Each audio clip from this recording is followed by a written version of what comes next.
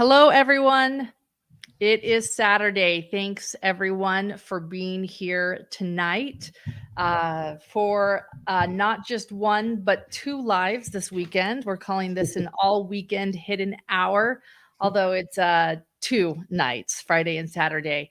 We covered shame in the Murdaugh family last week, and it was really well received, and we have had a lot of questions and a lot of comments. And so this is part two. For those of you that have not heard that first podcast or YouTube video, you can listen to it on YouTube or a more edited, concise version on our podcast, Hidden a True Crime Podcast. You can go ahead and listen there. For those of you wanting to join the live chat, ask Dr. John questions or leave your comments, hit subscribe on our YouTube channel. It's different than the membership. You can join our membership and pay a little bit of money to get some extra bonus content and some emojis, but the subscription is free. So if you want to join chat, hit subscribe, and thank you so much for also liking this video. With that being said, I want to turn the time over to my better half, my co-host, Dr. John Matthias, who also happens to be my husband, hence my term babe for those new to our channel here following the Murdaugh case. So now we know why. A lot of people say, why are you calling him babe? Well, we are married. So with that being said, Dr. John, where do you want to start tonight when it comes to the Murdaugh family and their power and shame, part two? I think we should probably start with a recap. And for those who didn't listen last Friday night, let's begin just by recapping some of the main themes we talked about. So I introduced the idea of what I called Lord Acton's dictum, which is that power corrupts and absolute power corrupts absolutely. And I said at the time, I read a piece from Mihaly Csikszentmihalyi, who's a well-known psychologist, and he essentially says that he believes that Lord Acton's dictum is maybe the closest thing in social sciences that we have to a law. I don't know if I agree with that, but he seems to think that this notion of power and power corrupting human beings is pretty universal and pretty accurate. And so I think we started there because I wanted to show that the Murdaugh family has had a lot of power. They've always had a lot of power. They've been in the solicitor's office for many, many years, and they've had a private law firm, and that means that they've had the power to decide cases that enter and leave the judicial system, and they have the power to accept clients that are part of that same system. So this is a family that has always had a great deal of power, and I think there's certainly the potential here for some corruption based on that power, and we're going to talk about that. So that was the first piece of the puzzle I introduced last week. The second piece of the puzzle was what I called a shame-bound family system, and I explained that shame enters the Murdaugh equation fairly early on through Randolph I. And the reason I said that was because Randolph I is in a train accident in 1940, and the family goes to court and essentially argues that the train wreck was an accident and that Randolph I was simply in the wrong place at the wrong time, didn't see the train coming, the conditions at the train crossing were horrible, and hence the accident. However, if you go back and examine the documents surrounding the accident, we cited an article at the time that was quite detailed about the accident, but if you examine the accident, it certainly appears much more like a suicide. I can't prove that, but it does appear to be a suicide. It does appear that Randolph I was waving at the train engineer. He was not on the tracks at the time. And then as the train approached to within about 40 yards, the car lurched onto the tracks and he was instantly killed. So I explained that calling that accident a suicide is a very different situation than saying that it was simply an accident. And the reason that's true is because it would be very shameful, I think, for a family like the Murdaughs to acknowledge that their grandfather was involved in a suicide attempt. And in fact, if you think about this notion of power, and if you think of Lord Acton's dictum about power, power is quite opposed to something like shame. Power opposes weakness, and shame is often seen as a type of weakness, a type of vulnerability. And so the origins of the family Murdaugh myth begin with this accident. And the reason that's true is because this accident sets the stage for a great deal of family wealth. The family acquires a monopoly on a fairly large, well, maybe not a monopoly, but a fairly large proportion of accident cases involving trains are tried in Hampton County by the Murdaughs as a result of that accident, or as a result of that, I'm going to call it, I don't believe it was an accident, as a result of that suicide attempt or successful suicide. So I think there's potential shame involved at multiple levels. Not only the shame of Randolph one committing suicide, but in some sense, the shame of knowing that this family wealth is acquired over generations by this type of event, by this type of incident, by a suicide. And so I think the origins of this family are quite interesting.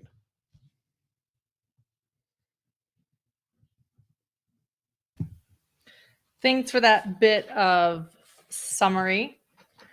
Now everyone is caught up. Do you want me to read? Well, where do you want to go when it comes to shame? What haven't you covered thus far? Let me add to that a little bit too. When I think about this more, I think of Willie Loman and Arthur Miller's Death of a Salesman, in the sense that Willie Loman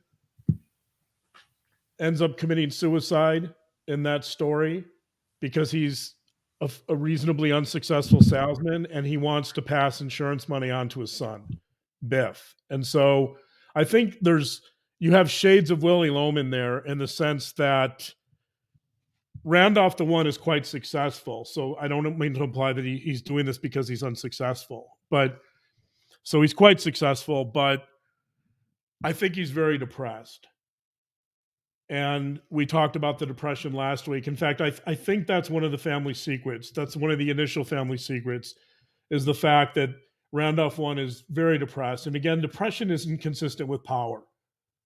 People that are depressed are oftentimes, like it or not, in our culture, they're seen as weak. And I'm saying this, by the way, as someone who struggled openly. I'm open about my own depression and my history of depression. So I don't see it as weak. But people in power often are not willing to acknowledge that mental health issues can be a sign of weakness, and that depression in particular is a sign of emotional weakness. And so I think you have the trauma of this accident, which in and of itself can create ripples across generations, but you also have this secret that no one in this family is willing to talk about. And the secret is that great-grandpa, or Randolph the One, is probably very depressed, and that plays a role in his desire to commit suicide. So in that sense, I think with his depression, I think Randolph the One has some similarities to Willie Loman, in the sense that he's thinking, I'm really depressed. His health was deteriorating.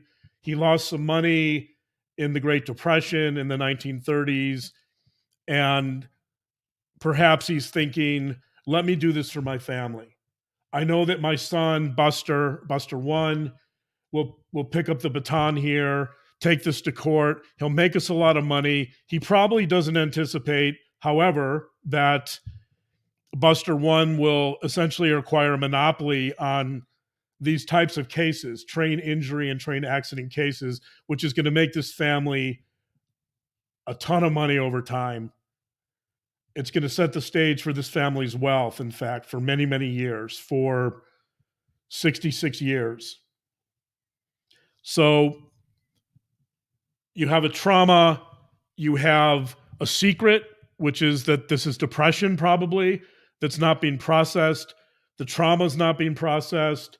There's probably a certain amount of grief here that's not being processed. So you have a bunch of denial going on, and you have, in that sense, you're really setting the stage for this trauma and this shame to get passed on across generations. So this is setting the stage for multi-generational trauma and multi-generational shame.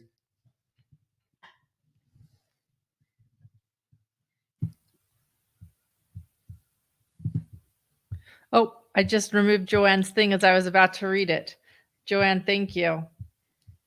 She said, I think there is a long history of family violence since Morgan stated she verbally and physically was abused by Paul in the Netflix documentary. And Alex was unable to hide Paul's flaws like Grandpa Handsome did with Alex. Shame. Yeah, I want to read, a couple people have asked about this idea of transmitting trauma. I'm going to read a quote here, which I think does an excellent summary of explaining the impact of family trauma across generations, so multi-generationally. This is from a book by Gail Atlas. It's called Emotional Inheritance, A Therapist, Her Patients, and the Legacy of Trauma. This is page 11. She says, quote, we inherit family traumas, even those that we haven't been told about. Working in Paris with Holocaust survivors and their children, the Hungarian-born psychoanalysts Maria Torek and Nicholas Abraham used the word phantom to describe the many ways in which the second generation felt their parents' devastation and losses, even when the parents never talked about them. Their inherited feelings of the parents' unprocessed trauma were the phantoms that lived inside them, the ghosts of the unsaid and the unspeakable. It is those ghostly experiences, not quite alive, but also not quite dead, that we inherit. They include our reality in visible and actual ways. They loom in, they leave traces. We know and feel things, and we don't always recognize their source. So I love that quote because I think you have something like that here with the Murdaughs. You have these phantoms that linger across generations. I would call those phantoms shame. There's other ways we could label it, but these phantoms, these ghosts haunt us often through generations. In fact, when I think about the Murdaugh family, I sometimes think about another person from South Carolina, and that is Pat Conroy and the Prince of Tides and his wonderful book about culture, the culture in that area, and the culture of dealing with trauma and what it's like to process trauma in the South, in particular for him, I think. But Conroy is very concerned with this issue of dealing with these phantoms, dealing with these ghosts that tend to haunt us across generations. And so there's no question in my mind that the Murdaugh family is struggling with this. They're struggling with naming something that's a suicide. They're struggling with accurately naming the suicide for what it is, which is a traumatic event that's probably the likely result of their great-grandfather's depression. And so by calling it an accident and not really processing it, I think they're really setting the stage for this type of drama, this type of trauma to really continue for generations, and with the underlying motif of shame. And when I'm thinking about Pat Conroy, I want to read a quote from the Prince of Tides that I could see any of the Murdaughs discussing in their family across the generations.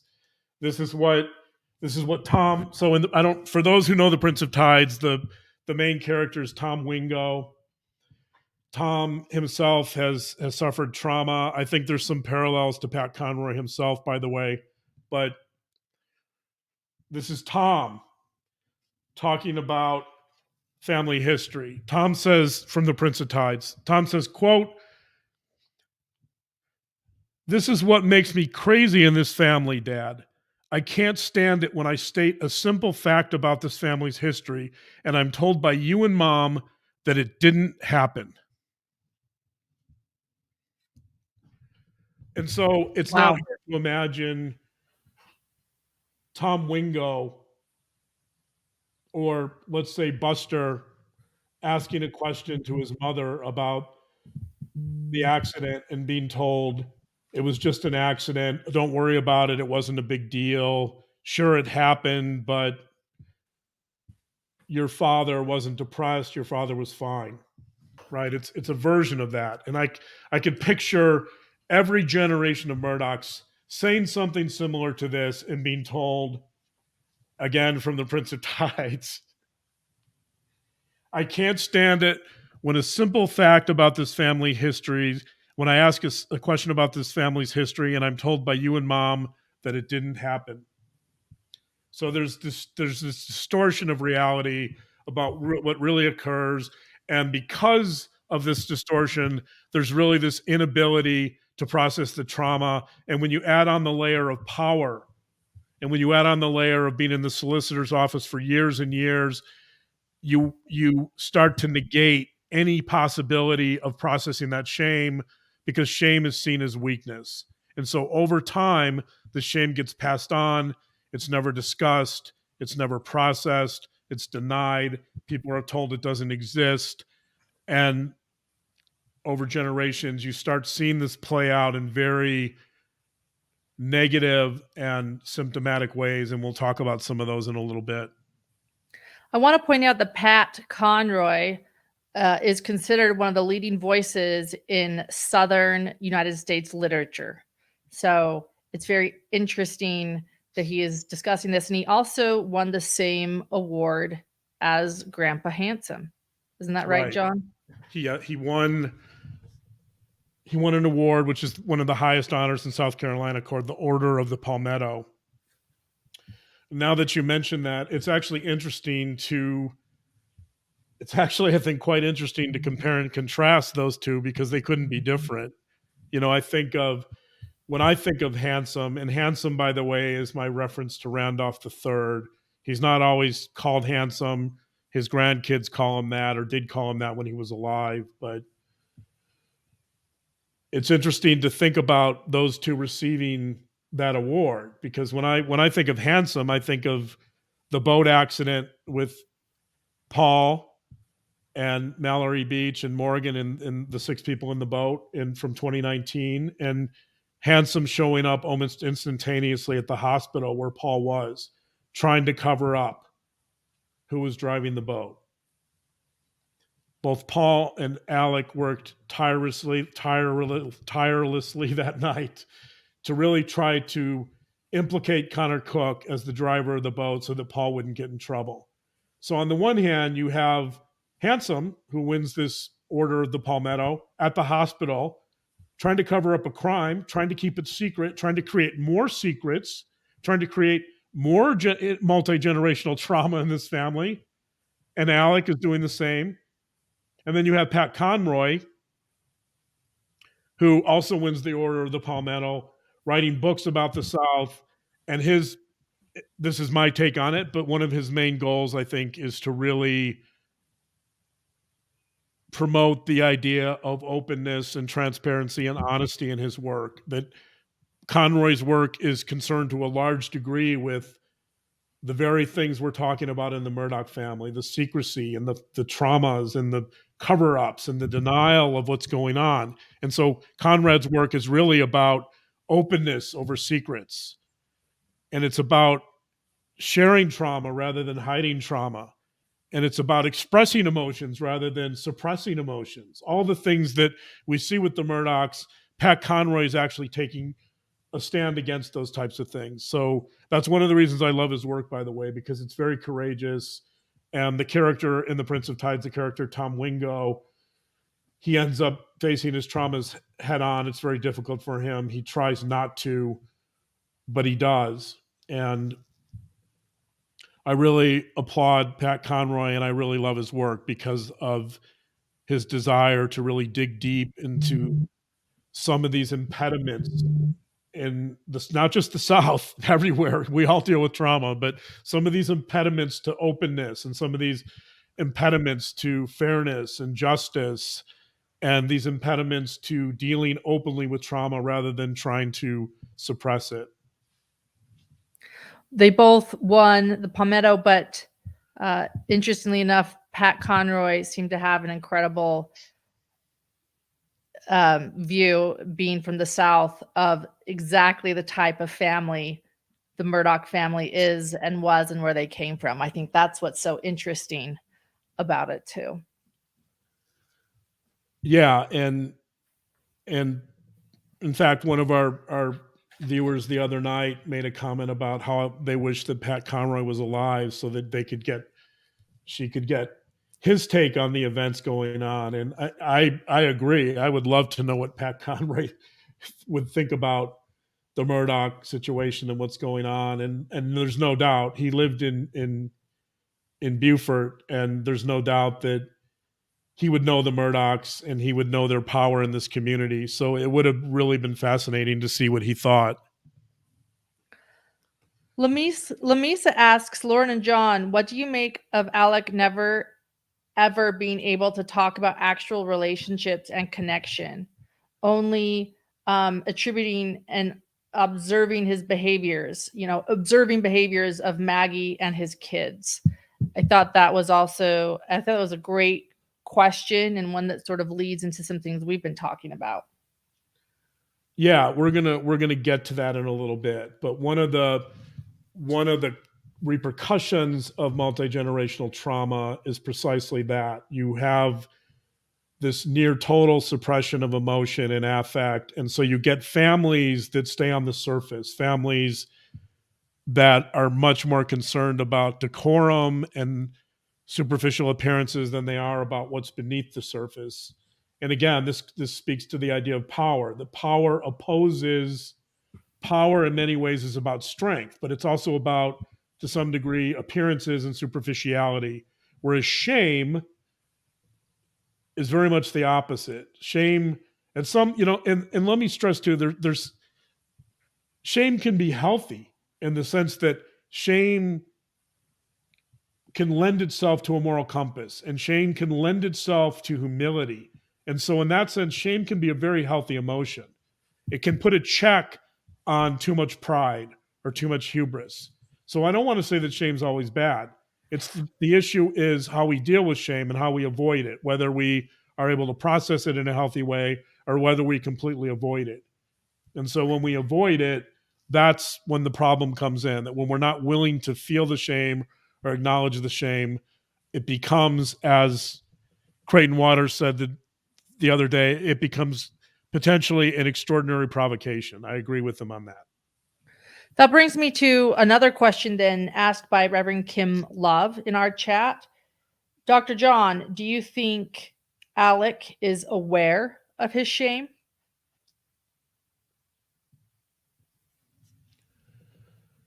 In general, I would say no. I think he has a very, very difficult time feeling and certainly expressing his shame. I think that he would struggle to express it. I think when he feels it, he wants to avoid it.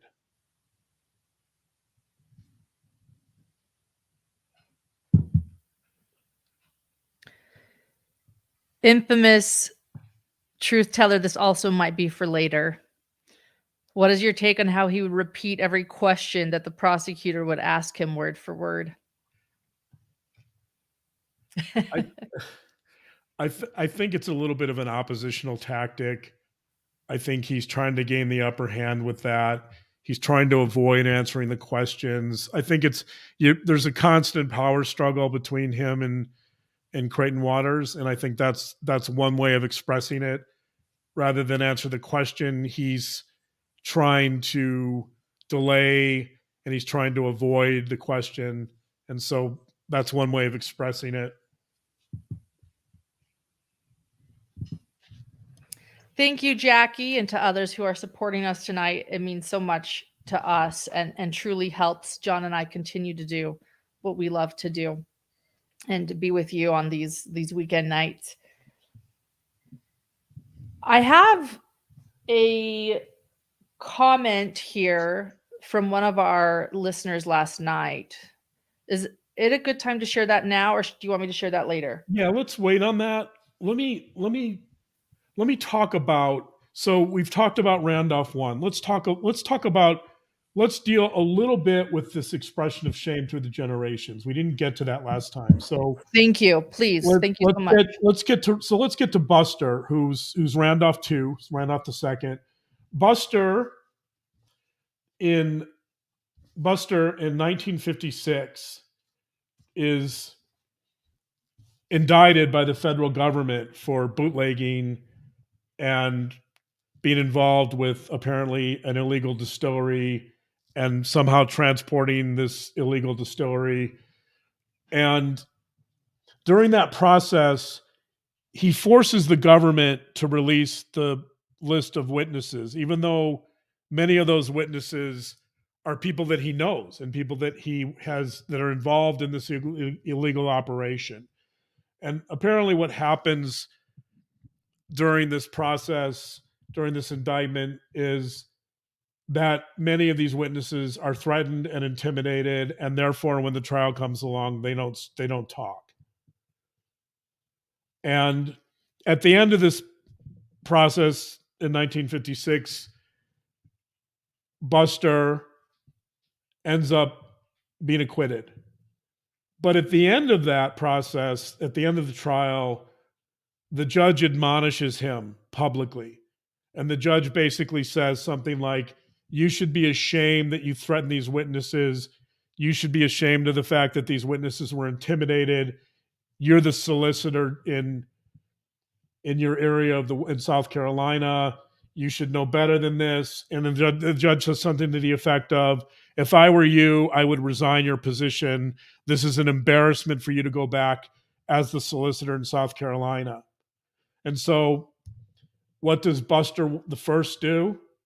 He goes back, he doubles down, he takes on more cases, he consolidates his power, right? And so here you have this moment of shame, public shame actually, and the response of Buster the First is not only to disavow any shame, and not only to ignore what the judge says, but to actually go back and flaunt it, to flaunt the power, to increase his power.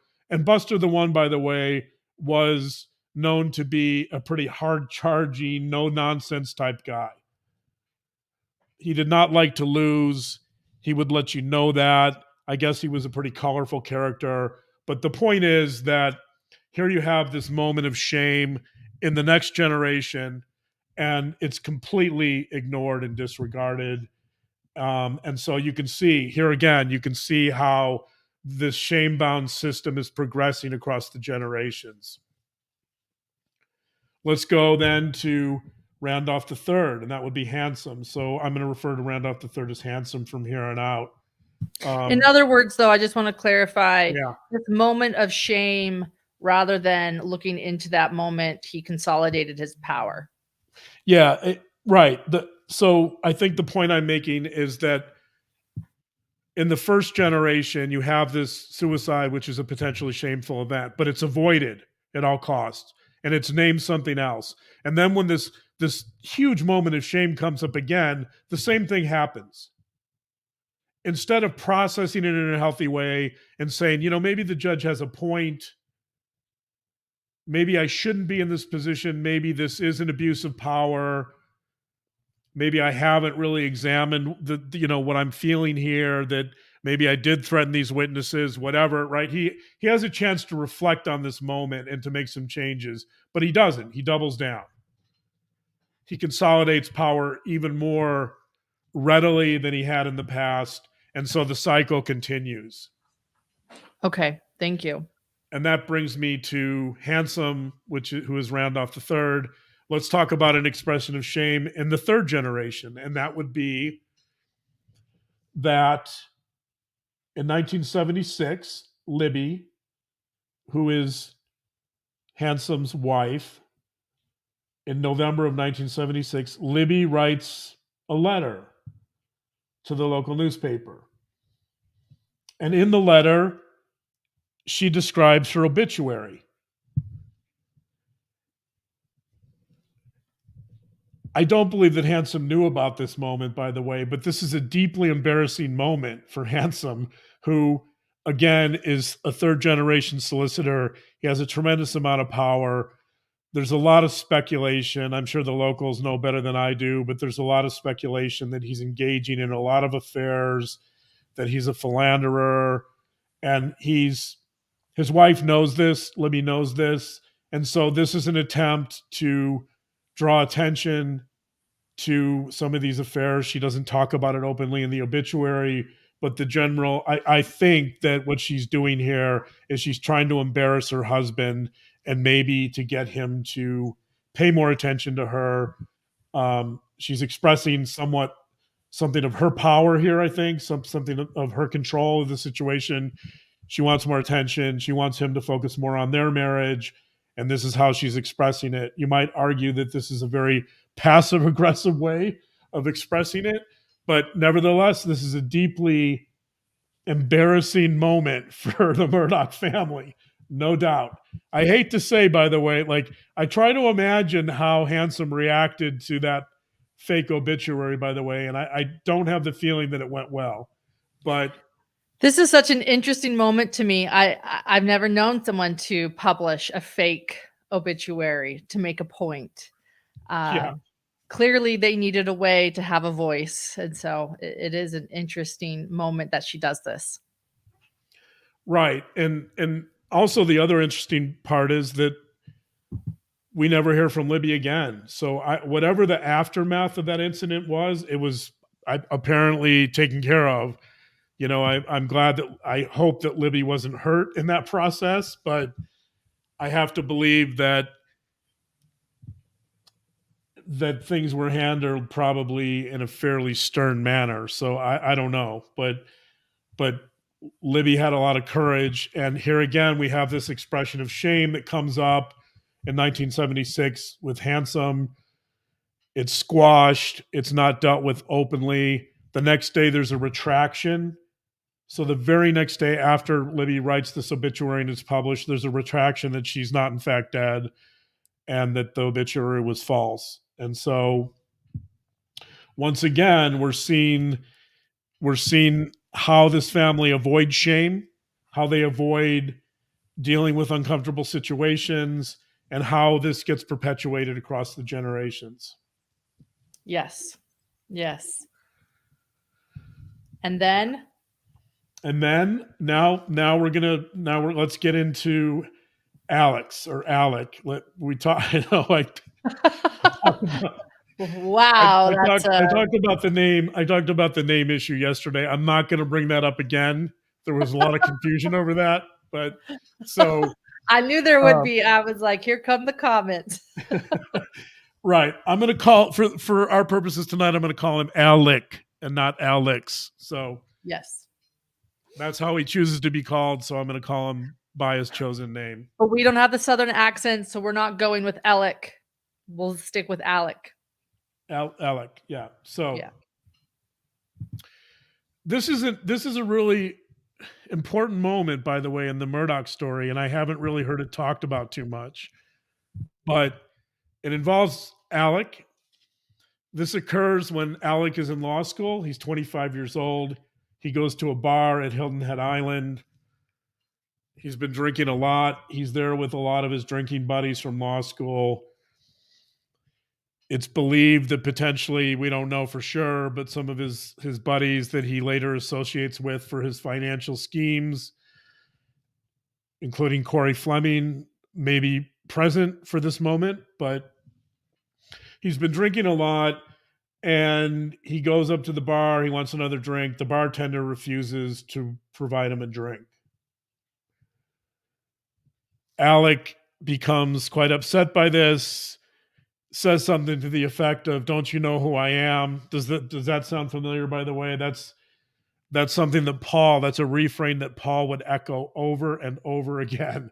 "Don't you know who I am? I'm a Murdaugh." So you see it here.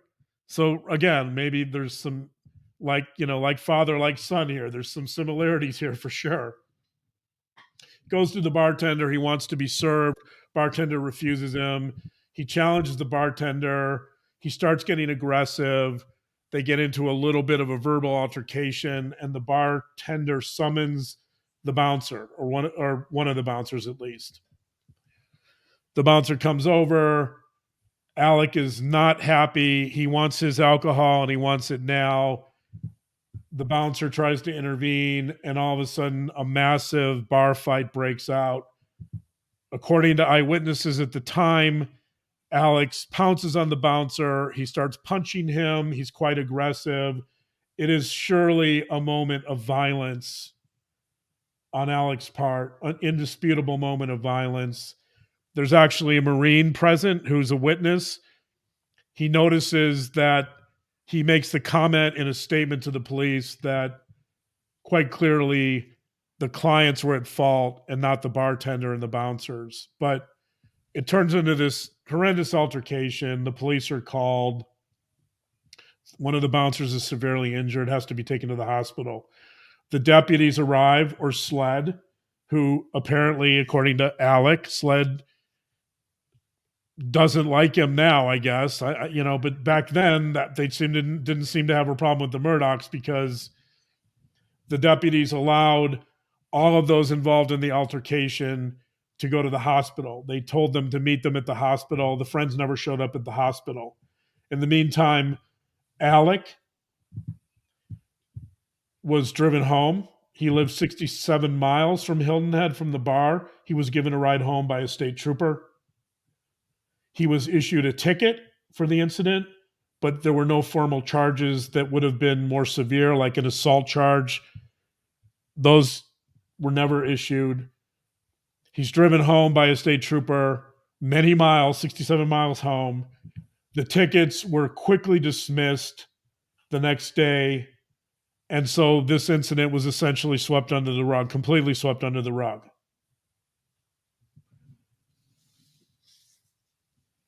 So multiple things have been swept under the rug, but this was a moment of violence that was swept under the rug. I think this is an important moment for a couple of reasons. Number one is, yes, this is an instance of violence that I presume the prosecution can't use this because the record of it is slim, and they would probably have to find witnesses from the time. Most of the witnesses would have been his friends, and my guess is his friends are going to be unwilling to testify that he engaged in violence. But this is a really important moment for a couple reasons. Number one is the violence. That I think the critical component that's missing from the prosecution's case is showing that this is a violent, moody person with a quick temper, quick to anger. And somebody like that could potentially commit murder. If you have a sense of entitlement when you're 25 years old, where a bartender tells you you can't have any more drinks, and you refuse to accept that limit, and you engage in violence to get your way, who knows how far you can go. And so, but we talked about this last night a little bit. I think that the struggle the prosecution is having, or the prosecutor's having at the moment, is going from painting him as a pathologically lying swindler to painting him as a pathologically lying, swindling murderer. And for me, that I don't know if this incident can somehow be recovered in this trial, or and by the way, this is not the only incident. When he was in his 20s, this was a fairly regular, apparently, according to some sources we have, this was a fairly regular event for him, that he would go to bars and start drinking and get aggressive, just like Paul. Paul has the same history. In fact, the nickname for Paul, Timmy, is when Paul's been drinking. His alter ego, the alter ego. Right. When Paul's been drinking too much and he becomes aggressive, his friends have nicknamed him Timmy. And so you have, with Alec, you have Timmy here as well, that he goes out drinking, he becomes aggressive. If he doesn't get his way, he's prone to getting into fights. And so you do see some history of violence. You do see some history of acting out. You know, the prosecution, I think probably for some fairly clear reasons, they're not able to bring this into evidence because almost all of these incidents were dismissed or hidden or expunged from any record that Alec would have had. Surprise, surprise. So this is also, by the way, this would be a symptom of shame. So here we are in the fourth generation with Alec, and this type of acting out would be, I think, attributable to, in part, this avoidance of shame. So we're seeing it play out here with Alec. I think we see it played out in terms of his drug addiction, the financial crimes, here with the violence, through his mood swings. There's a lot of ways in which, with his compulsive spending, his compulsive partying, his compulsive traveling, he's hiring $60,000 private jets to take him to the Super Bowl, to take him to college football games. He's jet setting all over the place. Michelle just said something, and I want to emphasize this because a couple other people have said this too. Hidden True Crime, I hear what you're saying about him getting into fights with others when he was younger, but don't we all do stupid things when we are young? I think this is one of those things. Well, go ahead, John. The answer is yes, but he's 25. He's a young adult at this time. I mean, I'm willing to give the guy a pass when he's 17, 18, 19, maybe even early 20s. Sure. He's in law school. He's preparing at this point for a professional career. And he's still getting into fights. He's 25. There's some stories that even after this event that he's getting into similar bar fights. So 27-year-olds don't typically. When he comes from privilege, you have to also look at the context, his background, where he is in life. Does this happen to young people? Yes, but usually there's an underlying reason. Maybe there's something going on in their life. This is someone that probably doesn't have a reason, a solid reason to be acting this way, except to show who he might really be.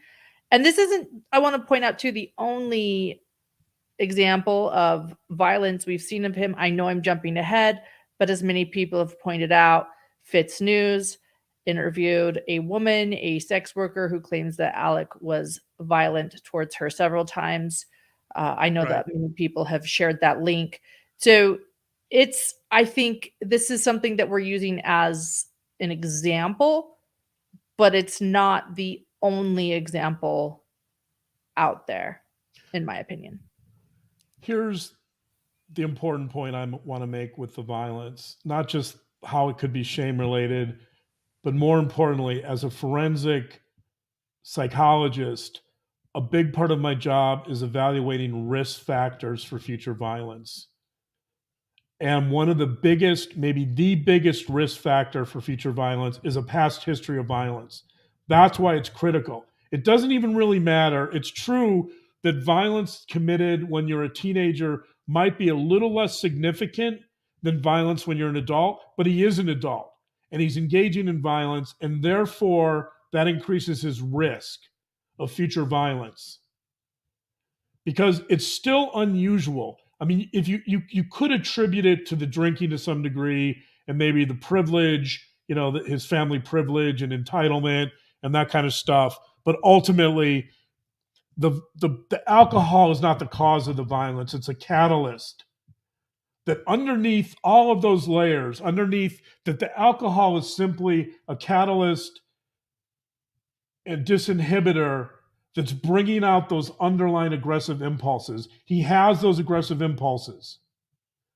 That's the issue. That's the most important issue here, is the violence isn't just because he's stupid and young and he's, having fun. No, this is somebody who has a temper and he has violent and aggressive impulses, and those are coming out. That's what's important here. And that makes him a risk for future violence.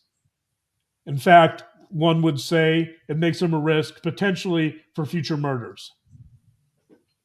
Thank you. Right. That is what you do as a professional in your career, is assess risk. And that is a major red flag of risk, as we would Yes, say. exactly. And none of this would come up in court, by the way, because there was no psychological evaluation performed.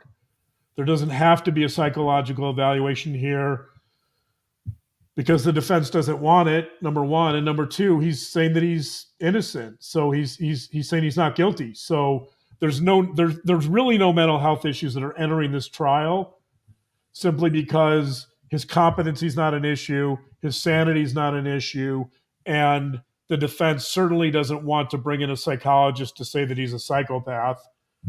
There would be a huge risk in the defense requesting a psychological evaluation because it would not benefit them. If somebody like me came in to assess him and I found that he had, let's say, some antisocial features, which he does, drug addiction's an antisocial feature, financial fraud is certainly a major antisocial feature. And feature doesn't mean, when you say antisocial, you're not talking about someone who likes to sit home and not go to parties. You're referring to the DSM. Yeah, I'm right. Antisocial personality disorder. I'm referring to the DSM. I'm not diagnosing him, by the way.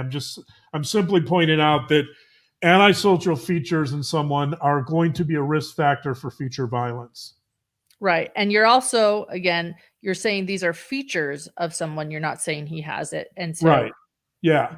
I'm sure he has elements. He has elements of antisocial.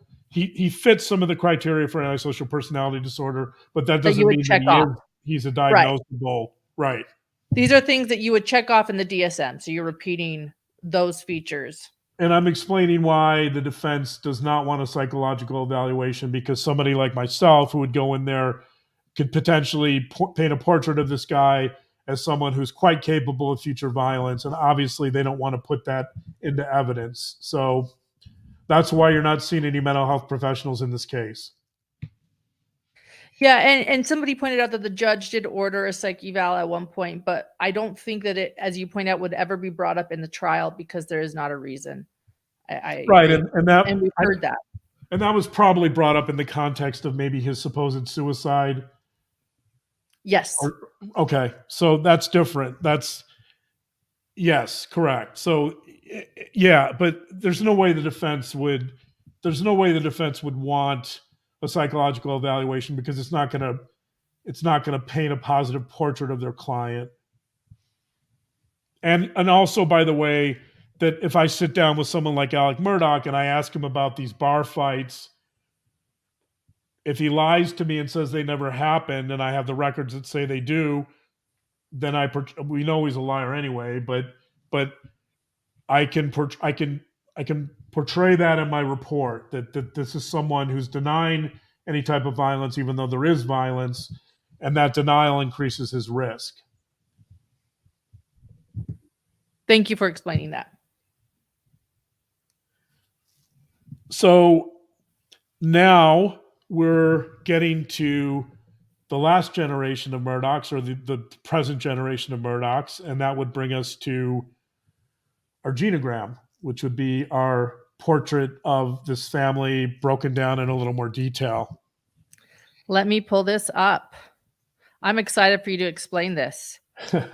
I drew it for John, but I didn't know what I was drawing. I said, I can't wait for you to explain this to us. So here we go. This is the benefit of having YouTube rather than just a podcast. We all get to look at this. Let's see. Let me take off the comment and let me make it a little bit bigger. Oh, well, we'll keep it like that.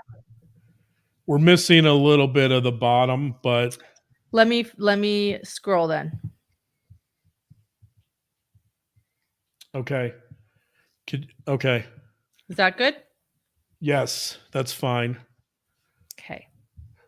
So this is my really Lauren actually drew this for me because if I drew it, nobody would be able to read it. So yes, my handwriting is illegible. So I had Lauren do this, which is infinitely better than my drawing. But let's talk a little bit about, for mental health professionals, by the way, if any of you are out there watching this is, my symbols here may not be the symbols you recognize in a genogram.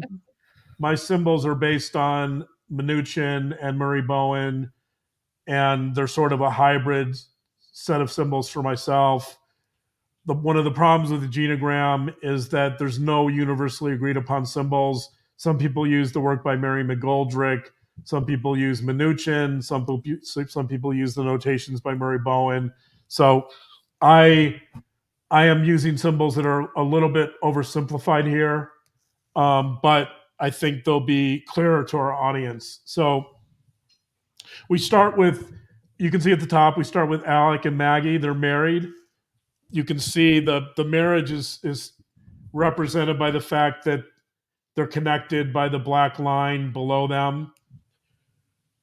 And I have a red. Oops. I've drawn. Let me just introduce the genogram. So we've got Alec and Maggie. They're married. You can see they're connected. Then their two children are Paul and Buster. Buster's the oldest, so he's on the right. Paul is the youngest. You'll see a broken line through Paul and Maggie that indicates that they're presently deceased.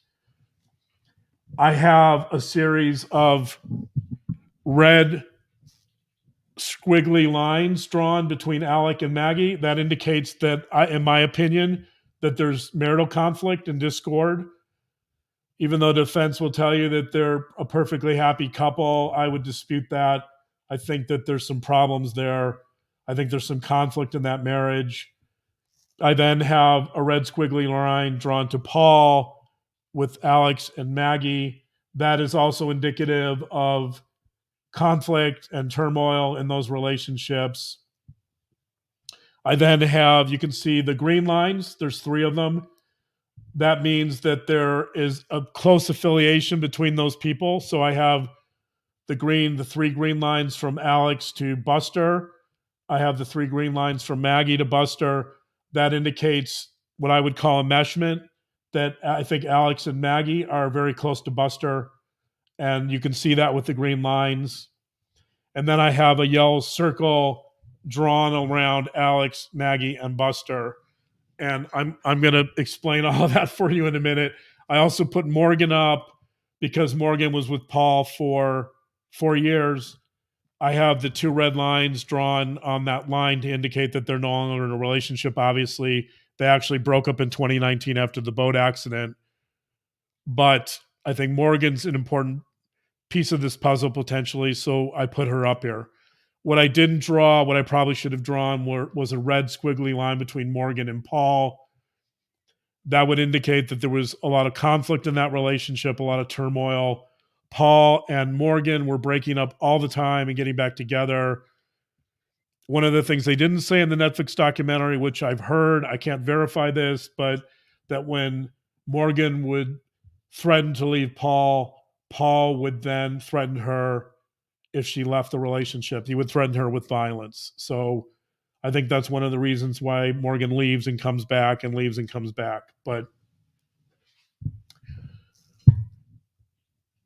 so I'm going to read. This is a quote by Mary Carr. Mary Carr wrote a book, a memoir called The Liars Club. It was very popular in the 90s. It's a really well-written book. Mary Carr says, quote, "A dysfunctional family is any family with more than one person in it." And I like the Carr quote because it indicates that in order to assess a family, you have to have more than one person. And if you look at the marriage of Alec and Maggie, and you see this red line I've drawn indicating conflict, a lot of times what happens in a relationship or in a family when there's marital conflict is that a third party is brought in. A third party is brought in to try to reduce the anxiety and all the emotional turmoil that goes with that conflict. And so you can see here that third party is Buster. This is a process called triangulation, by the way. Murray Bowen, who's a well-known family therapist, developed this idea. His idea is that family triangles are the essence of family alliances, that the triangle is the basic unit of the family. And the triangle exists because oftentimes in families, a third party will be brought into a difficult relationship or even a positive relationship to try to reduce the emotional temperature. And so what you have here is you have some conflict between Maggie and Alex, and Buster then becomes, it's well known, this was in the Netflix documentary, but Buster was known to be the favorite. Morgan says this, that he was sort of the golden child of this marriage and this family. And this is how I've represented it. So Alex and Maggie are both very close to Buster. They're both what I would call enmeshed with Buster. And the reason that Buster is brought into this triangle is to attempt to reduce the tension in the marriage. So Buster becomes the mechanism through which this marriage can survive and this marriage can function, because both of them essentially will turn to Buster for emotional support rather than to each other. That's called triangulation. So you can see here, and we know this too, by the way, that Morgan believed in the Netflix documentary that Buster kind of carried the expectations and the hopes and dreams of this family. He was going to be the next one to join the law firm, to carry on the legal tradition in the family. A lot of the hopes for this family and a lot of the family legacy was riding on Buster. So that's how I've represented it. And that, by the way, is, you can see the yellow circle that I've drawn around this group, this triangle, Alec, Maggie, and Buster.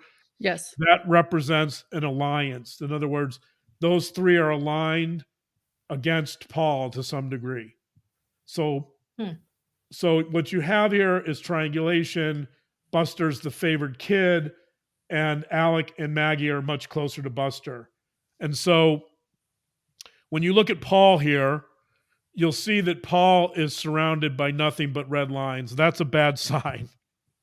Okay. That's a bad sign. That means that Paul is less favored than Buster, and it means that there's more emotional turmoil in the relationships between Alex and Paul and Maggie and Paul.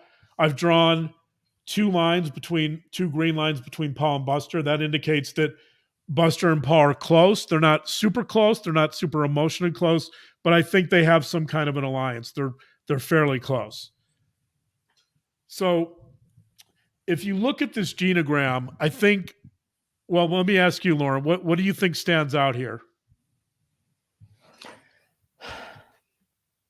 I think, as you pointed out, the red that surrounds Paul, the golden child Buster, as Megan Music pointed out, Buster was definitely the golden child. And then I see a lot of green around Buster and the triangulation. Right. And so the way I think the thing that I want people to see here is not just the conflict that exists in this family with Paul, but the fact that Paul is in many ways on the outside. That if you see Alec and Maggie and Buster as a line together and being much closer, that leaves Paul on the outs. Okay, right. So Paul is in some sense an outcast, an outsider. In fact, Morgan in the documentary says he's the black sheep of the family. So we're all saying the same thing. Right. That Paul is an outsider. And so if you look at this configuration of the Murdaugh family, I think it's one way to describe what's going on with Paul. That a lot of Paul's behavior is attention seeking, because he's on the outside. I think Paul wants more than anything to really have a sense of belonging, and he's not getting it in this family because there's not a lot of emotional closeness in this family anyway. So I think that a lot of his reckless behaviors and maybe some of his alcoholism, I think has a lot to do with the fact that he has a lot of pain and a lot of anxiety over the fact that he is an outsider. He's an outcast. Now, I'm not justifying his behavior. His physical abuse towards Morgan his reckless behaviors, his speeding, his alcoholism, his boat crash. None of that is justifiable. But the death of Mallory, right? What's that? Yeah, but what I'm pointing out is that you can see some of the dynamics that can create some of Paul's behaviors. And I talked about this last week in family therapy. Somebody like Paul would be called the identified patient. Paul would be the person that would, or let me back up, that Alec and Maggie would bring Paul in for therapy and they'd say, here's my kid, fix him. He's creating all of our family problems. But you can see here that in some ways, Paul is just the unwilling recipient of a lot of family turmoil and a lot of family conflict. That the solution to this family issue is between the parents. That if you can somehow get Alec and Maggie in a healthier position, and if you can improve their relationship and their marriage, and you can get them communicating more emotionally and get them to become more open about what they're feeling and to deal with the family traumas and all the things we talked about at the beginning of this show about shame and grief and multi-generational trauma. If you can deal with those issues between Alec and Maggie, then you have a chance potentially of reducing all the conflict in this family and bringing Paul back into the nest or the fold. Someone mentioned earlier, Linda mentioned earlier, I actually wrote it down, that one thing that Buster was maybe looking for in his, well, she was asking about boundaries. And then now I'm saying, in addition to that, I feel like one thing that he was looking for with his reckless behavior was just what you said, John, that he was looking for boundaries for someone to tell him no, to tell him stop. But rather, when he rolled the car with Morgan, this is prior to the boat wreck. He had a car wreck with his girlfriend where he was driving drunk. They came, never told him he did anything wrong, just swept it under the rug, and he got away with it. Is that part of what you're explaining is what he was seeking or what he was wanting? I think Paul wants to feel a sense of belonging, and he's not feeling that, not in the way he wants to. In fact, there's in the first documentary on the Murdaugh family, there was some talk in that documentary about the fact that Paul never really bonded. He never really developed a close bond with his mother, Maggie. And Maggie was quite open about that, apparently. So I think we could go from that to maybe making the assumption that there's some type of insecure attachment between Paul and Maggie. And that sets the stage for some of this too. But again, this goes back to Maggie as a parent. I don't want to blame Maggie here, but I mean, presumably there could have been some postpartum depression, which may have affected her ability to really connect with Paul. I think that could have been in play. But the general belief is that Maggie was much closer to Buster, that Buster was an easier child, that she bonded much more readily with Buster, and that Paul was more difficult. She didn't bond with him, and Paul has been a problem pretty much ever since. So that's sort of the family myth around Paul too. Okay. Thank you for explaining that. But yeah, let me. I don't think I quite answered your question. So I think what Paul wants is a sense of belonging, and by the way, and one way to help a child feel that is to set boundaries. If you let a child just roam free without any type of boundaries, a child doesn't feel safe. Right. The stories of Paul harming and killing, torturing and killing squirrels and small animals when he was as young as 5 years old. And in fact, one of the stories is that he brought a squirrel up to his mother and he was showing off the squirrel, and his mother just didn't do anything. Maggie was like, okay, go have fun. Boys will be boys. Go keep killing those squirrels. That's great. And so a child wants boundaries because it lets them feel safe and it lets them feel loved. If you let a child just go crazy and you set no boundaries on them, they're going to feel that you don't care. They're going to feel that you don't care enough to rein them in. And so I think part of this attention-seeking behavior, as Paul was saying, Show me something. Show me some affection. Show me that you care. Set a boundary. Do something. I think he's screaming for this. He's screaming for attention. He's saying, somebody please stop me. How can you people let me do this? And the answer is because Alec doesn't have any boundaries and Maggie doesn't have any boundaries. I don't know if this is true, but one source said that Maggie was, the night of the boat accident in 2019, Maggie was in the same bar at 1 o'clock in the morning drinking. She wasn't drinking with Paul, but she was in the bar drinking. She saw her son doing shots and she didn't stop him. Right? So there's nobody in this family has boundaries. Right. And which is why I feel like that's one of the reasons he kept going. He had the DUI, the car rollover with Morgan where they could have been killed, and then he decided to do the boat. It was almost like he just kept waiting for someone to tell him no. Yeah, in fact, I think sometimes with a child like Paul that's completely reckless and out of control, there's essentially 3 ways to stop a child like this, or in this case, I guess a young adult. There's 3 ways that you can stop Paul. One is to put him in prison. If he's in prison, he can't do anything. He can't hurt anyone. The other is to harm him in some way, I guess to murder him. Then you eliminate any type of reckless behavior. And the third way is to have some type of intervention, major intervention, where you address this behavior.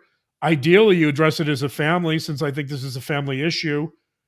But that requires really bringing the family's emotional life to the table, and it requires bringing in a lot of openness and open communication. And the Murdaughs, I think, just aren't willing to do that. Right. It wasn't. They were so not able to do that. In my opinion, that's why Paul was killed. Right, exactly. This is going to end. This is a story that's probably going to end poorly. It's probably going to end. We know how it ends, obviously, but the most likely scenario here is that it ends with Paul either ending up in prison, which the Murdaugh family clearly protected him from, or he ends up dead. And so we obviously know how it ends, unfortunately. I mean, it's by the way, it's a tragic ending, because I think Paul had a lot of good qualities, and personally, I would have held out hope for Paul if he had received the right help at the right time. That one of the things in these documentaries is that, like, for example, Anthony Cook says that Paul underneath it all was a good guy. He probably just needed a little bit of love. Mm-hmm.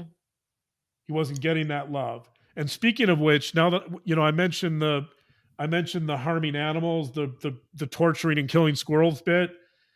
I actually want to make a reference to Dexter. I know a lot of people probably shake their heads when I talk about Dexter, but Dexter is my go-to example for psychopaths. So the analogy I want to make is that in the show Dexter, in some of the earlier seasons, Dexter's father, Harry, notices that Dexter is harming animals. He's torturing animals. And Harry sees this behavior, and he talks to Dexter about it, and Dexter basically tells him, look, I'm having these aggressive impulses. I don't know what to do about it. And what Harry decides to do, essentially, is to promote those behaviors and to give Dexter a code, which becomes Harry's code. The code is that Dexter is only going to kill bad people, essentially. So what Harry does is he channels that aggression into what he thinks is a positive direction. Now, with Paul, when Paul brings this to the attention of his mother basically just ignores it. And so the point I want to make here is that for both Dexter and Paul, this is really a failure of parenting. You might say that Harry tries to work with these impulses and, these violent impulses in a positive manner. But really, is that, I mean, as a father, shouldn't his job be to try to help him not have those impulses, or at least to channel them in a more positive direction. That I don't think as a father, Harry is doing his kid any favors here. I think this is a failure of parenting for both Harry and Maggie, in the sense that they're not really doing what they should do as parents. They're not really trying to help their kids. They're looking the other way. They can channel these impulses, I think, potentially in a much more positive direction. And that's, I believe, what a responsible parent would do. So I think the commonality here is that these are parental failures. Yes, thank you. Thank you. Michelle is pointing out, right, and Morgan did reach out to Maggie regarding Paul's issues, but she was disregarded. It's another example of that Right. sort of failing And as a parent. Gloria, yeah. But it was almost an avoidant or denial of it. Yeah. Yes. Colette Cox, thank you for reminding people to join Patreon for bonus episodes and additional ad-free episodes there. That's patreon.com/HiddenTrueCrime. Thank you to those who have also liked this video to help it get noticed and to help John and I be able to continue doing what we love, which is sharing his knowledge and what we learned together about different people and criminals and crimes, and to seek what is hidden in these crimes. Thank you so much. And Melba, thank you for becoming a YouTube member. That is my grandmother's name and a name I absolutely love. So I saw that and smiled. Thank you, Quinn. What else, Dr. John? I guess we can keep digging a little deeper into this family if you want. I don't know. I don't know where we are on time, but I guess we're a little bit over an hour. Yeah, you're killing it in the good way. To not, maybe I shouldn't say that on a true crime channel. You're doing well, Donald. Thank you so much. We appreciate always seeing you and for your support. Thanks, Donald. Yeah, and then just remember, I have some videos to share. And yeah, if I will say one thing, I love where we're going. I might put myself on mute and call our childcare really quickly, if that's okay. Do you have something you want to talk about where I could do that real quickly? I think if you want to play, I think it might be interesting to play some of the conversations Buster has with his father from jail, and to talk about those a little bit. Yes. Okay. Which one should we do first? I have two. I have one where they're just discussing some mundane things, and then I have another where we're discussing his desire for Buster to get back into law school. Yeah, let's talk about let's play the first one. Okay. And all right, we'll play the first. And thank you everyone for understanding that we are spouses and also co-hosts who are also dealing with life logistics. So we'll play this, and I might be on mute making a phone call. You'll see. We do what we can. We do what we can. It's not always easy to have your parenting partner as your co-host. So, all right. Sorry, which one did you say, John? Play the one that's not the law school conversation, please. All right. A conversation about football is what you're referring to. Let me find out which one. Let me remember. Okay, got it.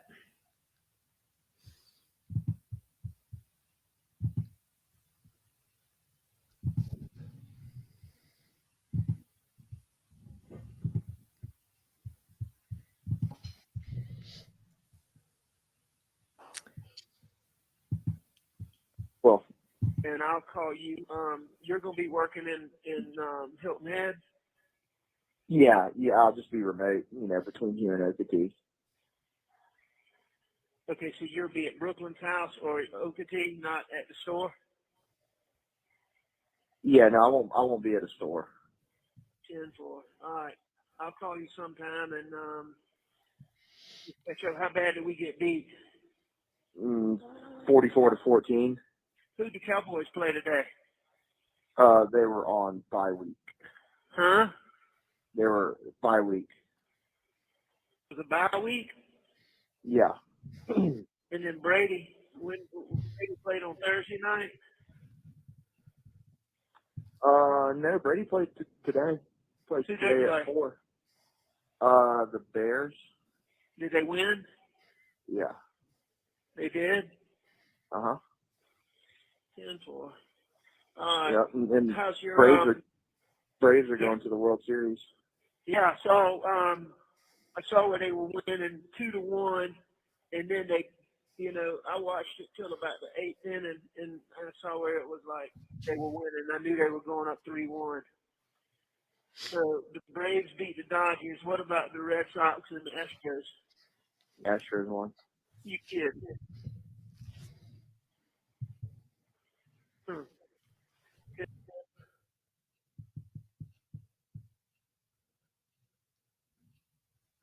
Is that the end of it? Okay. So I guess Lauren's on the phone. So I assume that's the end of the conversation. I'll take over from here for a minute. So the reason some of you are probably saying, why would you play that? And the reason that I wanted to play that is because there's been a lot of talk about these jailhouse conversations between Alec and Buster. And I think we can learn a lot about the family dynamic from listening to some of these. It's interesting that, are you back? I'm back. And thank you to Fitz News for those jailhouse calls. And yes, thanks everyone. I'm sure everyone got to see us doing some life logistics there. Yeah, thank you to Fitz News too. I wanted to credit them. They did a FOIA request. We put out a FOIA request for these and we have not received them, but they received a lot of jailhouse calls and that was one of them. Yes. So it's interesting in listening to these conversations because I think they tell us a lot about family dynamics. And I'll get to that in a second. In listening to what other people have said about these conversations, I've heard a lot of talk about how manipulative Alex is and how it shows that he's potentially a psychopath. I've heard everything about what these conversations mean. Is there some manipulation going on in those conversations? Yes, absolutely. I think, but what I've heard nobody talk about is the fact that these conversations are so dull and they're so bland and they're so unemotional. I think what's missing from these conversations is exactly what they're not talking about. I agree. They're not talking about things that matter. So if you want to understand this family dynamic, listen to these conversations, and what you're going to hear is talk about fishing and how big the fish they caught were, and football and sports and Braves scores. You're going to hear a lot of small talk that has absolutely no meaning. Now, I don't want to discredit small talk, by the way, because I engage in a lot of small talk myself. The difference between my small talk and the small talk between Alec and Buster is that they have about 15 or 20 minutes once or twice a week to engage in these conversations, where I has much more free time to do so. So what's fascinating, right. And they're costing money, and it's collect. Right. And I don't know if anybody's ever had to communicate with someone in prison or jail before. I have, and it is a very anxious thing. And you're thinking, how do I fit in everything that I want to say, and vice versa. Yeah. And so I see this as an example. This is a reflection of the family system. This is a reflection of the fact that this family doesn't really talk about anything of any substance. Exactly. Linda T, you beat me to the punch here. Yeah, I was just writing bingo, Linda. Yeah. They don't talk about anything of any substance. There's no open communication. There's no emotional expression here. There's very little transparency. It's amazing how shallow these conversations are and how they talk. They have absolutely no meaning or substance, at least to me. I mean, obviously talking about sports means something to them, but it seems to me that there's many other things to talk about when you only have 15 or 20 minutes to talk to someone you love and you have limited time, and they don't. They talk about fishing and sports.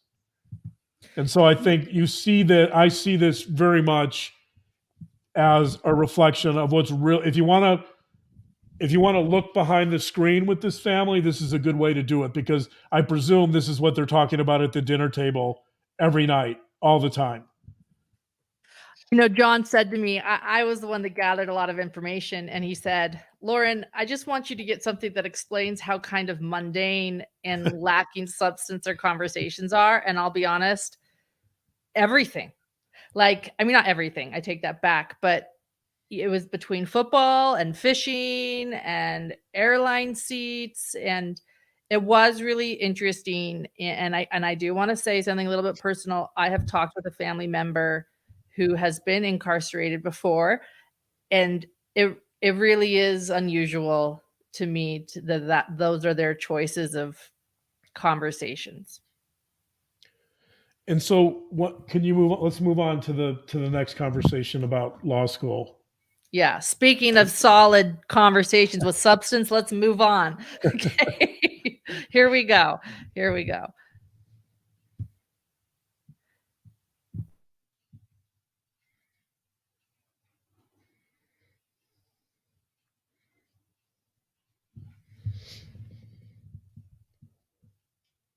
You know this stuff's recorded, right? I do. Have you reached out to the law school? I haven't. Well, will you think about doing that?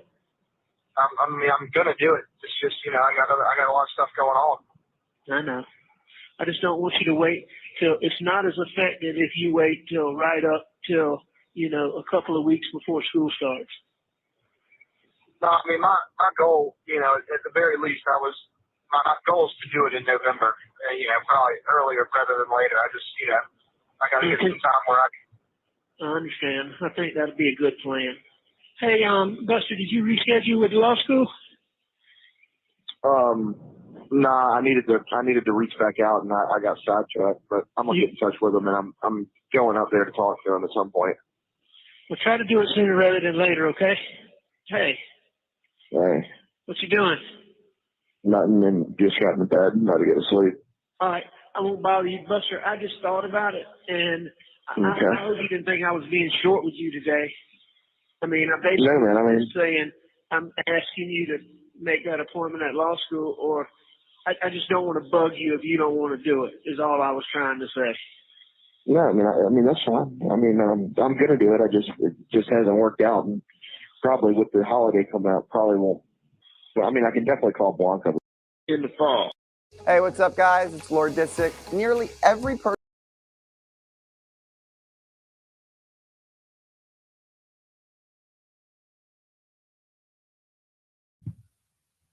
I think those are important. You were on mute. I put you on mute, babe, because of the echo. So no one heard you. I apologize. But yeah, that was an example of him pushing him. That was, by the way, that whole video. Again, Fitz News was the source of that video that you can find.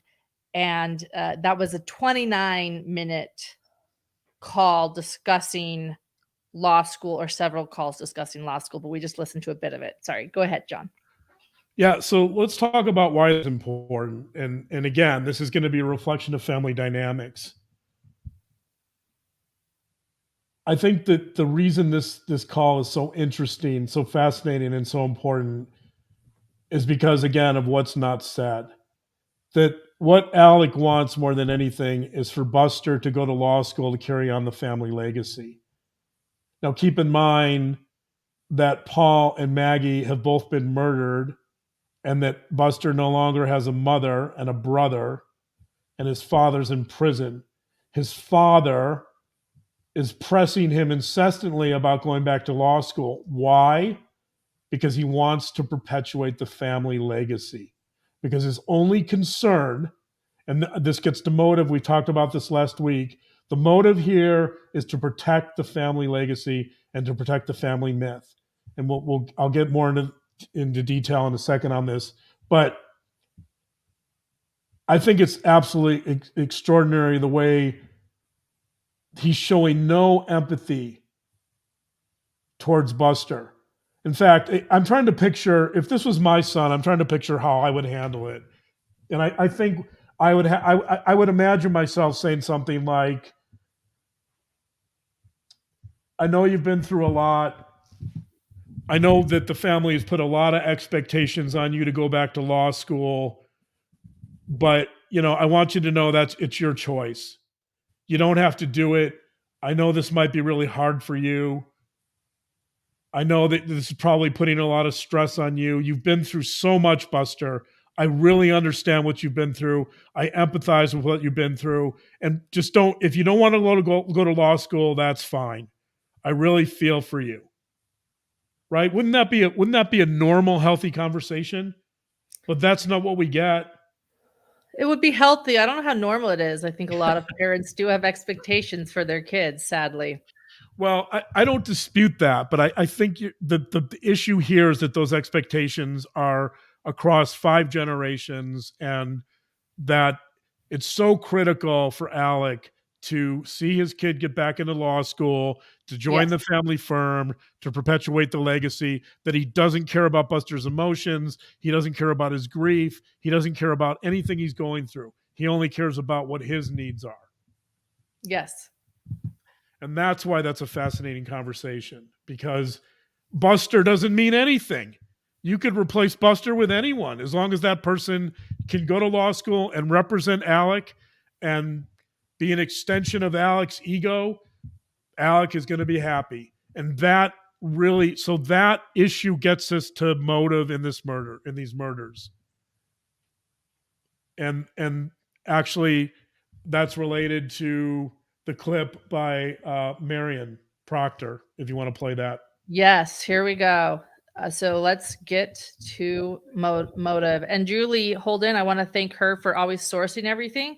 She was actually great help for me today when John said, we need to gather all this information. And I was able to lean towards Julie to help me a bit today too. So thank you, Julie, so much for keeping us clear on sources and where we got this. This is Marion Proctor in court testifying earlier this week about her experience after the death of her sister, Maggie, and her nephew, Paul.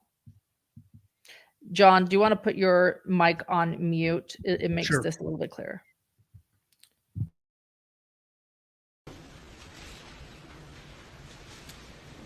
In the days and weeks following Maggie and Paul's murder, did Alec ever say anything about the boat case? We would talk about the boat case, and he was very intent on clearing Paul's name. What did he say? He said that his number one goal was clearing Paul's name. And I thought that was so strange, because my number one goal was to find out who killed my sister and Paul. But that wasn't Alec's concern, main concern? I know he must have wanted that too, but it just, I don't know how he could have thought about anything else. He talked about the boat case.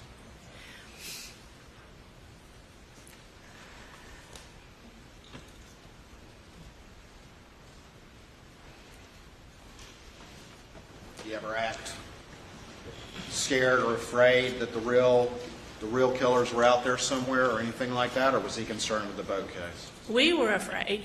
We didn't know what was going on. My family was scared. I was scared for Alec and Buster. I felt like they needed protection. I think everybody was afraid. And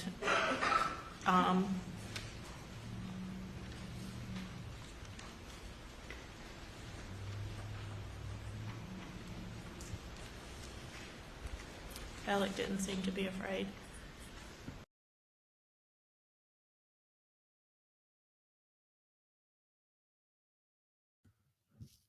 Okay. So here again, right? This is similar. that he doesn't care if Buster wants to go to law school. He only wants him to go to law school for himself, for his family legacy. And after the murders of Paul and Maggie, and after the boat crash, he doesn't care. He doesn't express any empathy. He only care about clearing Paul's name to protect the family myth, to protect the family legacy. It's the same thing. We see this over and over. And that brings me to a really terrible, awful, horrible truth about this family. Can you go back to the genogram really quickly, please? Yes.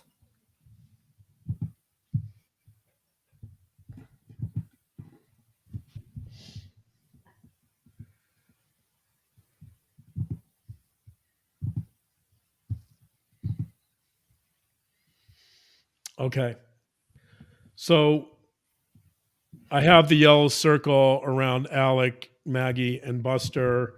I've talked about Paul being an outsider, Paul kind of being outside of that triangle that defines the rest of the family, how Paul is not as close. Paul wants to feel a sense of belonging. And so this brings me to a deeply difficult discussion, but I think it brings us to maybe a kernel of truth, maybe the kernel of truth in this case. And that is that I think the reality is that Alec Murdaugh sees Paul as being expendable. Paul is really outside of this family system. Alec clearly sees Paul as being a nuisance and an irritant to the family legacy. I really believe that Paul sees his son, even though he's not portraying this in court.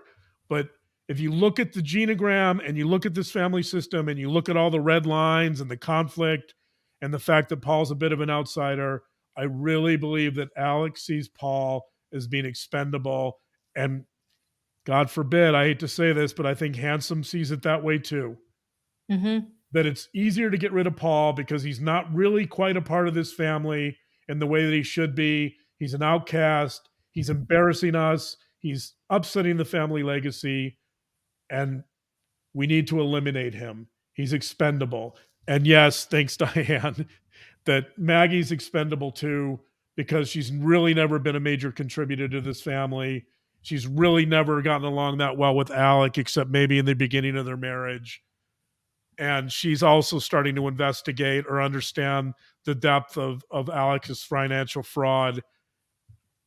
That's the cold, hard reality. When you look at the genogram, when you look at this history of the family, when you look at the multi-generational shame, I think you get to the point where you see that Paul is an outsider, and I really think that Alec Murdaugh and his father see Paul as being expendable. It starts with Paul and then extends to Maggie. Yes. Thank you. Should I stop sharing the Oh yeah. genogram? Yeah, you can take it down. Okay. So I think so it took us a while to get there. It took us like an hour and a half to get there, but I think that that's where we land with this case. That after you look at the history, you look at the transmission of shame through the generations, you look at the inability to discuss difficult things, the avoidance of shame, the trauma, the family system, all the conflict and turmoil, the boat accident, that's where you land. And that's the reality of why Paul and Maggie were murdered.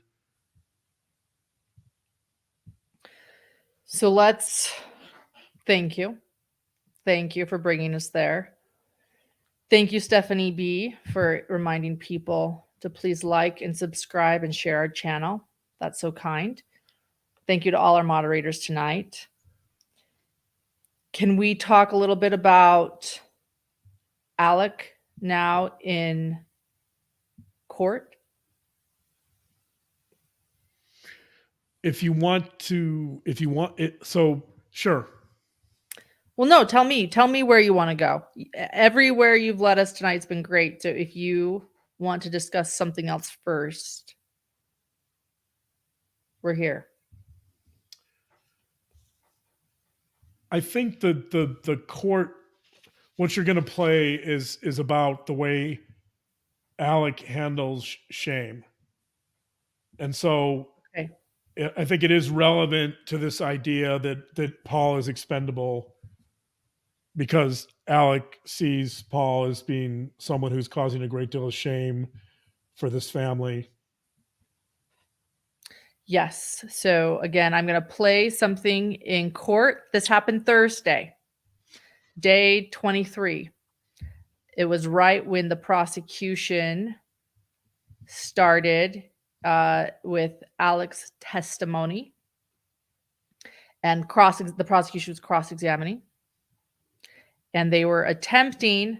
So for, I just want to say this is Creighton Waters. He was attempting to get Alec to answer a question for probably 20 minutes. I mean, he mentions it as being 10 minutes, but I've now watched this 3 times and it was at least 20 minutes, if not longer. I went over 30 plus minutes of watching this, him asking him the same question over and over again that Alec would not directly answer.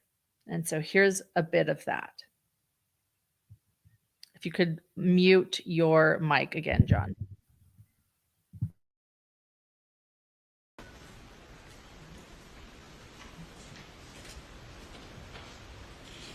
Did he also talk about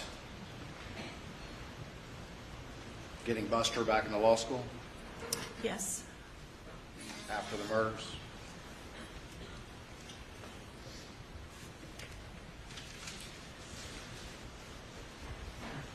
Maggie loved those dogs, didn't she? She did. Wrong one. Sorry. Okay, here we go. We'll try that again.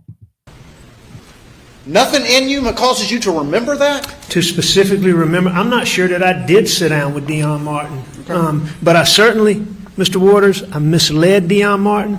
I lied to Deon Martin. I took Deon Martin's money when I shouldn't have. Well, let me ask you this. Of all the people on here, all these exhibits, do you have any independent recollection of a time where you sat down and looked that person in the eye and you were lying to them and convincing them that everything was okay while you stole their money? Do you remember it, even one of them? I'm sure I do. Okay, well, tell us about one. I mean, you have to show me, you have to give me. I'm asking you if you remember one time where you're sitting there in your heart, looking somebody in the eye, knowing you're stealing from them, and you remember it. I remember stealing from people, I remember lying to people, and I remember misleading people. For me to tell you that I sat down with each one of these people, I'm asking you to tell me about just one conversation, one time where you recall looking somebody in the eye and convincing them with your lies that nothing was amiss. One conversation. there were plenty of conversations where I looked people in the eye and I lied to them. There were plenty of times where I took money that I shouldn't have taken. There were plenty of times where I stole money. For me to sit and tell you a specific time that I sat down with a specific document and what exactly was said, if you ask me questions, but I can't remember sitting down with Deon on a... They certainly remember it, don't they, Mr. Murdaugh? I don't know if they do or not, but I would assume so. But you can't tell us one time where it just sticks out in your memory where you're like, I'm pulling a fast one right now. Oh, no. Or anything, whatever reaction you had. You Oh, can't no. remember a single one? No, sir, that's not correct. I can remember a lot of times where I lied to my clients, I misled my clients. Tell us one conversation you had with any of these people when you looked them in the eye and convinced them that you were doing them right, that you were telling the truth. That's not true, Mr. Waters. I remember a lot of those conversations. I remember a lot of them. Okay. All right, you just testified you remember a lot of them. I've been asking you now for the past 10 minutes to tell me about one of them where it's stuck in your heart, There are a lot of stuck in your brain. There are a lot of conversations I had where I misled my clients and I stole their money, where they trusted me, and I remember them. Okay. So But you keep- can you tell me one? Tell me how it went down, what you said, how you convinced them, how you looked them in the eye, how you made them believe, how you used your skills as a trial lawyer to convince them.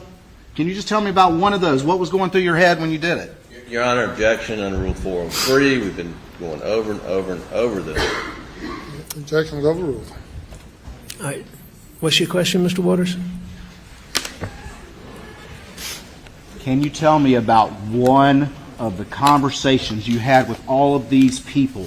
Just one. I can tell you what was going me. through your head and how it went down when you sat there and looked them in the eye and convinced them that you were doing them right while you were lying to them and stealing their money. Yes, sir. I had a lot of conversations with a lot of my clients that I cared about. And so I will tell you that I had conversations with them where I misled them and I lied to them and I took their money. And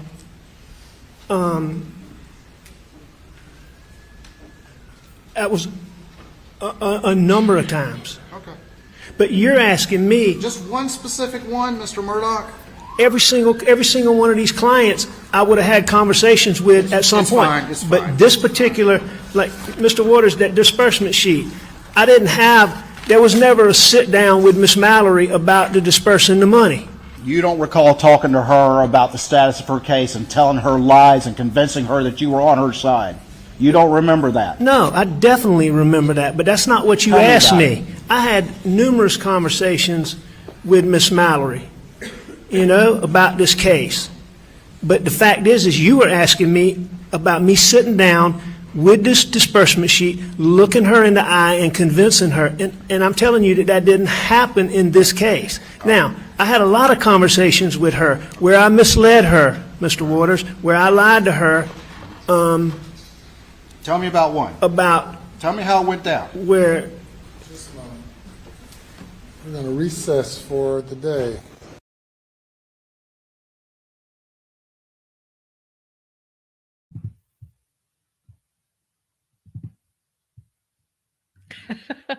I love Yeah. some of those comments. Here Yeah. we go around the mulberry bush. Yeah, I love some of the it comments. was so frustrating listening to that for me multiple times. Just it's so clear what he's asking of Alec, and he just will not share one example, which is what he's asking him to do. Yeah, I mentioned my mic's on. Okay. I mentioned yesterday that I've done groups for violent offenders and sex offenders for many years, and this reminds me exactly of moments in group therapy when I will turn to an offender, and the offender typically part of treatment involves that they have to describe their crimes and they have to describe what they did in some detail. They can't just avoid it and pretend it didn't happen. And so I'll turn to some of the offenders and I'll say, please tell the group how you harmed your victim. Please tell us about your crime. And this is exactly how they sound. And the reason they sound that way is because they're in denial. They're not willing to acknowledge that they've hurt someone, and they're not willing to experience the shame of the crimes they've committed. And I think you have something very similar here. You have someone who's in denial and he's incapable of putting them, because he knows. Every criminal I've ever worked with, they know exactly their crime. They know exactly how they've harmed the victim. But that doesn't mean they're going to talk about it, or they're going to talk about it freely or openly. And that's what's going on here. There's definitely some avoidance of shame. There's some denial. There's a power play. He's engaging in a power struggle with the prosecutor. And so I think it's like all of those moments. If you want to see, again, if you want to go from the train wreck in 1940 with Randolph 1 all the way down the line to Alec and see how shame has affected this family and what it looks like in the fourth generation, and the inability to process it and the inability to express it, this is it right here. This is where I want to read a comment we received yesterday on our YouTube channel after last night's live from Emily. Emily loves it. Thank you for this great comment. Thank you, many of you, for your great comments. One of the problems is when someone says, in quotes, "I apologized 100 times." To me, that feels like they are saying, in quotes, "I followed the social construct and said I was sorry. So now everyone should forgive me and the slate is clean. Why is everyone still hating on me?" End quote. When someone is truly sorry, they say, quote, "I will never be able to apologize enough. I will continue to make amends till the day I die." End quote. This to me is a man who has no remorse and is only concerned about themselves. I want to thank both of you for your insights. I want to say there is a big difference between him repeatedly saying, "I have said I am sorry. I have admitted that I stole millions of dollars. I am not denying that. I have done this. I have done this. I've even looked people in the eye." But what he's wanting is so different. He wants them to tell one example of where he looked at one of these people in the eye, Hakim's mother, whatever, and lied to them. And he is incapable of doing that. And in other words, that's incapable of looking at his shame. Am I right to say that, to jump to that? Right. It's exactly as if I'm turning to a sex offender in a group and saying, "Please tell me about your crime. Please tell me what you did to this victim." And they can't do it. They can't do it initially. Like some of them can, but oftentimes early in treatment, they just can't do it. They can't acknowledge that they've hurt someone. They can't acknowledge their shame. And so you get this stonewalling and you get this dance of this little power play where you go back and forth, and he's obviously trying to push him to get there, but he's not going to. He doesn't. Right. Listening to that was frustrating for me too. I feel like some people were frustrated with Waters thinking he was beating a dead horse, but I think that when you have somebody on the stand that's been charged with murder, you deserve to receive the answer from them that you're asking. And he wouldn't do it. And I think it shows opposition and defiance. And so I understood why he kept going. It also paints Alec Murdaugh as being disconnected from his victims, and it shows how, by the way, it's the same dynamic with his family. It shows how he's disconnected from his family. He simply cannot connect emotionally to anyone, and he knows exactly what he did in those with his victims. He knows exactly what he said. He just can't. He's incapable of dealing with that emotion and dealing with that pain. Queen Jeannie says he is on trial for the murder of his family, not his financial crimes. Of course, he's ashamed, but he's on trial for murder. Prove that. There's no evidence of that. You watch hung jury. Well, I agree there might be a hung jury. I want to discuss the first part of her comment. He's on trial for murder of his family, not his financial crimes. His financial crimes are important to this because if he can lie about his financial crimes and if he can take millions of dollars from victims, what else is he capable of? As you point out, there are factors and things you have to weigh. I agree that being a liar or a thief doesn't mean you're a murderer, but having no empathy, taking millions of dollars from people who desperately need it is a lack of compassion. It shows dishonesty. He lied about his alibi. I think there's many important reasons to bring up his financial crimes and past criminal activity to question whether or not this is someone we can trust or not. It is an important point, though. I said it earlier. You know, it's one thing to go from showing him to be a pathological liar and swindler to showing him to be a pathological liar, swindler, and murderer. That is true. But as I said before, this is someone who does have a history of violence. And I think when you throw that into the equation, we didn't really see that in the trial, unfortunately, but when you throw that into the equation, I think you can definitely get this guy, you can portray Alec Murdaugh as a murderer.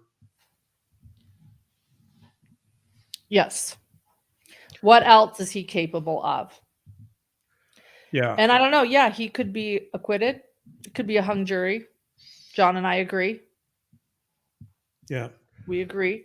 And he is innocent until proven guilty. But do I believe he's capable of what he's on the stand for? Yes, I do. So I thought I'd wrap up with a few thoughts, unless we want to take some questions. But why don't there's a couple of thoughts I really think are important that I want to convey. The first is, I didn't talk about this last Friday, but I want to bring it up tonight. There's a book called Familicidal Hearts, The Emotional Styles of 211 Killers. It's by Neil Websdale. Here's the book. This is probably the most detailed and interesting look at familicide. Familicide is when you kill a spouse and or child or children. We talked about that issue last week. One of Websdale's most important arguments is that shame plays a massively important role in familicide. And so I keep returning to this issue of shame. I want to return to it once more here. I want to read a little bit from the Websdale book, and then I'm going to end with a quote from Prince of Tides. So Websdale says, this is on page 226, he says, many of the familicidal hearts, meaning familicide killers, many of the familicidal hearts experience deep shame and humiliation. I deduced that the vast majority of familicide murderers revealed perpetrator shame and humiliation as a primary reason for the mass interpersonal killing. Many perpetrators killed to relieve their unbearable feelings of shame and humiliation. Many of our perpetrators failed to acknowledge their shame. Many of our perpetrators failed to acknowledge their sense of shame, bypassing, repressing, or sublimating it, thereby often allowing it to intensify. So Websdale is saying a couple of things. Number one, of the 211 killers he looked at, the vast majority of them experienced a profound sense of shame, and that played a role in their killings. That's number one. Number two, he alludes to this idea, or he says that by failing to acknowledge their shame, by bypassing, repressing, or sublimating it, that allowed them to intensify it. And that's a really important point, because I think Alec Murdaugh had so much anger towards Paul, and he and his family have repressed shame for so many years that it intensified to the point where something had to give. I think Paul happened to be the catalyst, unfortunately, and Paul, unfortunately, was expendable. But all of that anger and all of that shame eventually took root and expressed itself in these murders. And I think Websdale would agree with that. And so we began with this notion that there's multi-generational shame in this family. And I want to end with the research by Websdale, which is fascinating, where he basically argues that almost every single familicidal killer was driven by shame and or the suppression of shame, which then led to a tremendous amount of anger that intensified the shame that was eventually acted out through murder.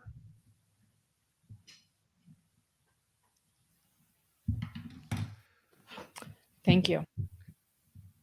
And then so having expressed that, I want to return to Pat Conroy, who is my favorite South Carolinian. I don't really know a lot of people from South Carolina, but we have had viewers that seem really kind, and I'm sure we would find them to be really wonderful human beings. But Pat Conroy is someone that I really have a lot of respect for, and I really appreciate his writing. And so this is a quote also from Prince of Tides. This is near the end, after the character Tom Wingo has really processed his trauma, and he's done the very things that the Murdaugh family seems incapable of doing. And so this is I think this is a wonderful quote by Tom Wingo after he's dealt with a lot of shame and a lot of trauma in his family. Here's what he says, quote, "I learned that I needed to love my mother and father in all their flawed, outrageous humanity. And in families, there are no crimes beyond forgiveness." So let me repeat that. I learned, Tom Wingo from Prince of Tides, I learned that I needed to love my mother and father and all their flawed, outrageous humanity. And in families, there are no crimes beyond forgiveness. I would make a comment here about so Conroy's saying that he doesn't think there's any crimes in a family that are beyond forgiveness. But, in the Murdaugh family, when you don't process shame and you don't deal openly with trauma and there's a real lack of communication, unfortunately, I think there are some crimes that are beyond forgiveness. And apparently, I would say that Paul and the boat crash and the shame that brought upon the family, it turns out that was a crime beyond forgiveness, because obviously Alec could not forgive Paul, and we saw the consequence of that. But in healthy families, and for people that can really face their trauma and face their pain and their shame, I would agree with that it's really important to try to forgive our parents and the people that hurt us in our families. And hopefully this is true in healthy families, that there are no crimes beyond forgiveness. I wish that was so in the Murdaugh family, but I don't think it was. Hear, hear. I agree. We were going to do some questions and comments after, and I've been collecting some really great questions you guys have asked, but we are running out of time, and we do have some childcare scheduled, or else we would just stay on here all night. Actually, we love this. And John, thank you so much for your preparation and studying. So with that being said, leave your questions and comments in YouTube. I have saved our questions that came with a super chat.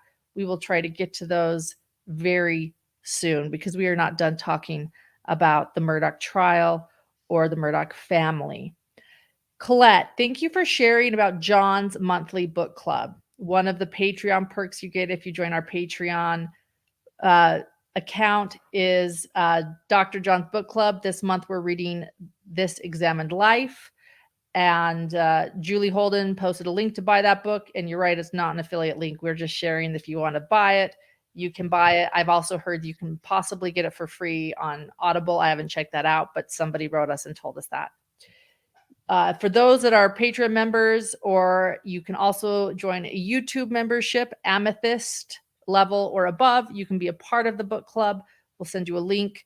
And we have, when is the book club meeting, John, that you'll discuss on Zoom with everyone?